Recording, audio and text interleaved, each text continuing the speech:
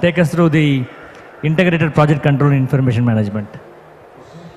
Good afternoon all, and thank you very much for all the speakers and the course chair and the chair for having a lovely session over here and keeping the audience lively so that I can do my session over here right now in the fag end. Thank you very much. I'm here to talk about integrated project management systems and information management. So I want to start the session. I was tempted to start the session with a what. What is integrated project management system and information system across it? But I want to start with the why. Why do we need it? And then I want to say about how is it achieved? And then I'll last explain that what I believe is integrated project control systems in terms of information management. So let's look at the why part of it. The why part of it is what all business is interested around. I look at a project as what is happening earlier and what is happening with the information as something like with the map. We all used to drive and we all used to reach our destination, of course, and with maps. But we right now use GPS. And one of the major reasons we use GPS is we want to know where am I at this moment. And we want to also know saying that have I taken the wrong turn? Is there an easier way to reach there? And is there a traffic in terms of risk available there? And so we use the same analogy for in terms of project information control, information management for getting project control. Now, what is prompted and why has it become an issue in terms of why do we need a system is there are islands of information in the organization. One island is the engineering island, which does not talk to the project control island a lot. Engineering works in its own way, procurement works with own technology, and that's because of the nature of discipline or also because systems used in there. I've got a system for engineering, I've got a system for procurement, I've got a different system for of planning, so I've got different islands across. But that does not end the islands. The islands also is with stakeholders. The owner is actually working on a project. Different contractors got different systems and different contractors and they have to again sync together if I have to have a common system to talk to each other. Again, the point is of best of breed. I mean, why should I have an island? Why shouldn't I have all this information together in one place? The question says, okay, I've got best of the breed systems like SAPs, like Oracle, legacy systems available which are built from 1990s and which is working well. Why should I now have an integrated system at all? But the point is, if I don't have it, I don't have my GPS. I don't have control on the system in terms of schedules and cost. Now, again, I want to put a different analogy of the physical way that when I want to actually build a house and I want to review the house before the house is being created, I can get photographs, snapshots of it, but still doesn't give me the big picture. If I was able to have a 3D walkthrough, in which I could see the different dimensions coming in, I could actually slice and dice and see it in different ways and see if my project is in control or not. So same analogy is true in terms of project controls. If I'm able to see all the information from my contractors, subcontractors, and my engineering departments and project control information, I could get a better picture of what are the different packages which will be affected by one getting delayed. So that's again a why. The other one is what we talk in the industry a lot. We do a lot of postmortems and we don't do proactive actions. So that's again a why for why we have to actually work together and get actions on and not come from meetings and get statuses, but come on meetings and say and take actions on it. That's a why we should have an integrated system available. Again, the industry today embraced earned value systems, earned value management. I mean, I think it is back in US where the NASA took over and said this project is not viable because of earned value management system. And the industry took over and embraced earned value system. PMI took over, embraced earned value system. And so it actually called for integration of costs and schedules together. I need to have a cost curve of saying that, okay, what is my planned cost and what's my actual cost. I need to have a schedule curve which says, okay, what's my planned cost and what's my planned schedule and what's my actuals today. So which will actually give me predictability and transparency in the project. So this is the linking of the schedules and the cost again is calls for this. I think last but not least, what has happened is over the years, technology has got leveraged, in which we could use technology leverage to get competitive advantage. Cloud has come in, I've got internet access, I've got different systems. I've got great systems like Aviva and different systems in which it is open to talk to each other. The top systems like SAP, Aviva are ready to talk to each other, and we now have to use it. And that also, now what is happening is that I have got a customer of ours who's leveraged the solution to ensure saying that he's actually projected as a great PMC. He's able to project saying that, okay, he could do better business. We got contractors and vendors working and saying that, okay, you give me the project, I'll be able to deliver it because I've got an execution system in place. So that again calls for why we need to have a system. Now about how, I'm going to try to make it as simple as possible in terms of, in a project you're going to have planning. And after doing planning of the project, engineering does the information, and the events which are driving engineering is the documents going across, or if it's 3D, the components going across, and there are information passed through. Now you got procurement systems again, where you do the event. Once the planning is completed, you start the procurement from MR process and complete the PO, and then for the purchase order process, complete the delivery, which are the events happening. And then you have the construction process where work is given and completed and then registered back again. All these are events. I've done my plan and then the events are happening simultaneously there. This information is going back to planning. And so now I'm able to now reforecast and say that if I'm delayed, I get emails, notifications, information there. And whichever way, I'm going to have dashboards available with me, which ensures saying that I know where I am right now at this point of time. So let's talk about what, and I'm going to take more time in here. Now, in what a system is, and when I talk about what a system is, I'll also want to talk about the different ways in which the industry and how we've grown along with the industry. Today, construction industry, of all the industries together, when you look at retail, when you look at manufacturing, construction industry has been the last to adopt technology. Construction industry has been, according to reports, been the most least productive of all this industry. And that's basically because one of the reasons is adoption of technology. So now when you look at integrated work management system or integrated project control systems, you got one side, we got planning, which is usually done by Primavera or planning controls work.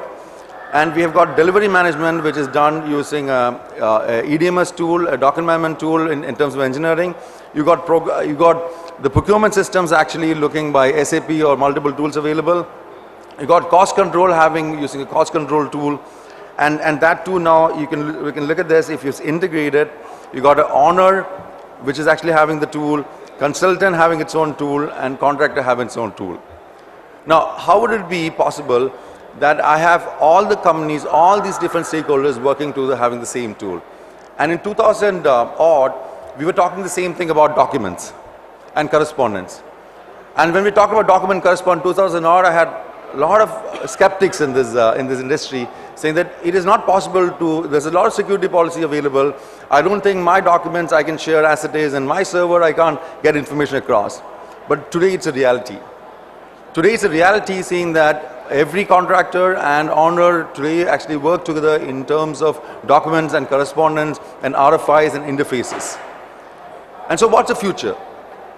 The future is what we see today, what I see on my journey across the last 20 years. I've worked in the same industry from manufacturing to EPCs. And the future, I think, is, and I believe which is happening, is that not only the documents and correspondence will be shared and collaborated, but also the owner companies will ensure that all the schedules, the risk, the cost are all available for everyone. With access security, so the contractor will be able to see his activities and complete his activities and update into the system. So as an evangelist of technology, it could be any system, but it could be an integrated system where cost and schedules are working together, where engineering and project controls is working together, where engineering and procurement is working together, and across multiple stakeholders, across the consultants, across the contractors, and across the owners. And the fact is that, okay, today I have worked personally with, in 2012, right back in 2012, we had a company called, from Switzerland, I can't put the names across, who was working on a mining project. The project was actually in Mozambique, and the contractor was back in India. And he said he said, saying that none of these invoices I will clear. The owner said none of the invoices I will clear until it gets all the progress and all the information in a digital format. That made the difference. A system was put in way back. Today I have companies like Petrofac, which is working as a PMC and as a contractor. As a PMC, there's implementing systems across, which is they're using as a competitive advantage, saying that I would eventually make your projects deliver faster, on time, within budgets, and I will reduce your cost because I have a system. And they win projects across with that.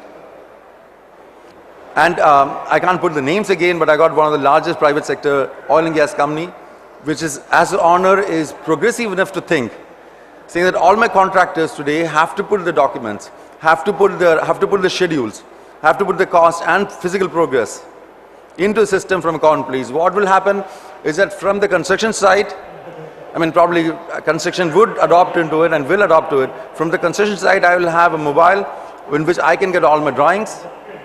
And today we're talking about advanced work packages. We're talking advanced work packages means construction today does not believe in progress measurement of engineering. Construction says that I need installed quantities. I need to know how many of my packages is ready for engineering. I need to know how many of my packages have got procurement ready, materials ready for me. And I need to plan it 1 or 2 months ahead. And that is integrated planning. So I would be able to give a package to a person and say, this package, do you have all the safety regulations in there? Do you have all your materials available in here? Do you have got engineering available here? And I will go back to my engineering team and say, look, you would have done your calculations, you have done your PNIDs, but I do not have my concession drawings available here. And this is your planned concession drawings. This is your actual installation drawings, installation quantities, which had to come across.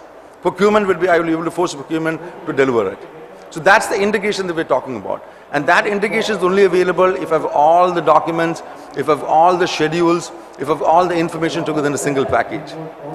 And there can be multiple modes of doing it. I mean, I stand over here as an evangelist of technology. Of course, I represent a company. But I love to be evangelist of technology, and I'll feel great if I could share something and someone will feel the same feeling of technology.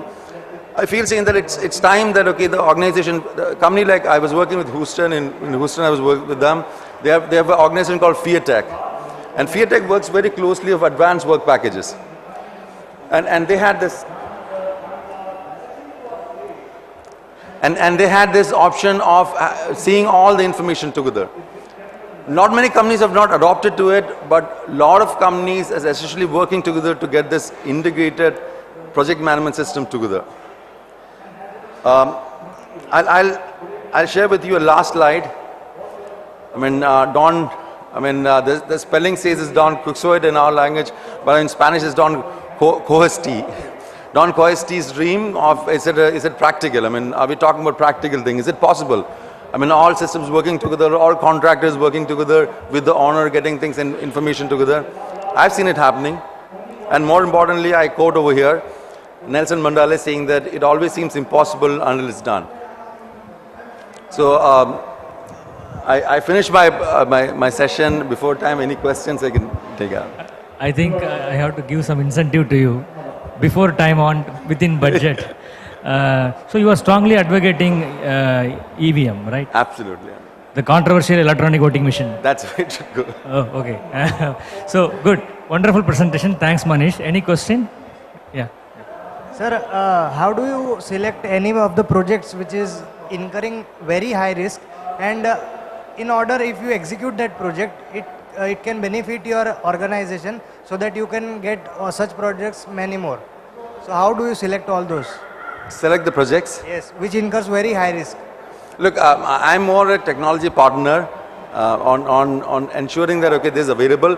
But the way I look at it is that, okay, projects which high risk, one of the issues that as an information partner, what I always felt is that risk is not seen by the end user. Today, risk is not transparent. Risk is something actually talked about by the project controls and sitting differently. Today, we have got an application called Waze. Waze is actually application for traffic. So if you use Waze, I mean, I have different people going along the traffic and saying that I've got a roadblock over here, I've got a policeman over here. And so there's a social interaction to get information risk together. So I would say, if, as a technology, just to talk about risk and on technology, I would look at technology. You're saying that, okay, on a project, we should be possible to give options for the users, the end user who's actually seeing the risk, and allow them to give feedback back inside and say, okay, these are risks available. This is what I feel which is a risk available, and then be able to mitigate the risk and action the risk, and to be able to have dashboards which says what are the 25 risks in my, not only for one project, for my 25 risks of my portfolio for the higher management, and what are the actions I have to do for this portfolio 25 risk I have to do for them. Thank you, sir. Any more questions? Thank you very much. Thank you, Manish.